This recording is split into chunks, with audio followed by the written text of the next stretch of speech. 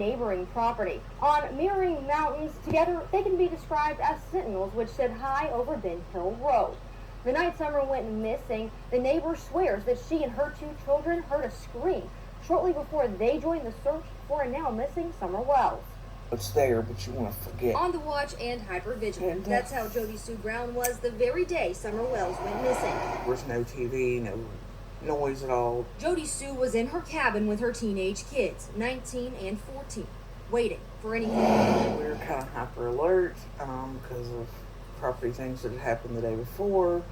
So we were listening for noise. Everything was kind of quiet. The sale brought a plethora of people to their door, confused about which piece of land was for sale, leading to a dispute of property lines. While we were out at one point doing survey lines, and there was a flash of a car that went up Candace and Donnie's driveway. Something about it struck me wrong. She and her family next heard a truck door slamming and dismissed it as their neighbors. The next sound was harder to justify. About an hour and a half before Summer is thought to go missing, Jodisue, her son, and her daughter heard something far more suspicious. A scream. It stopped all 3 of us cold. Her daughter was the first to go to the cabin door. Then all 3 were there, listening still. We heard just this kind of shrill, almost animalistic scream. Animalistic, but not an animal. Knew it was, wrong. It wasn't a dog. It wasn't an animal. That vigilance kicking into overdrive. Jodisue and her son went out to look for the source of the scream. My son and I decided to go out, look and see what we could see. We went back onto the bank. Didn't see anything, didn't hear anything. They went on with their evening. The kids returned to being kids. Jodisue headed down her driveway around 6 to tend to flowers. And at this point, I start hearing Candace hollering for Summer. And then my brain immediately went, scream earlier, this, uh-oh. Jodisue was the first to hear those calls and the first to join the search for Summer.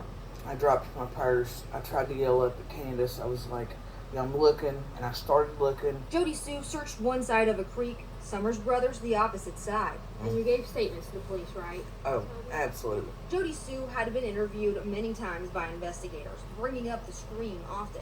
But the sheriff doesn't believe the scream is related to the disappearance of Summer Wells.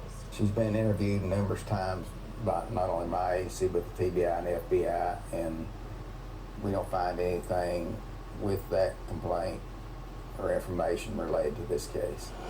Jodisue wishes she could go back to just a short time before Summer disappeared and before the scream she believes was Summer. I wish every day that when I heard that scream, I hadn't tried to dismiss it.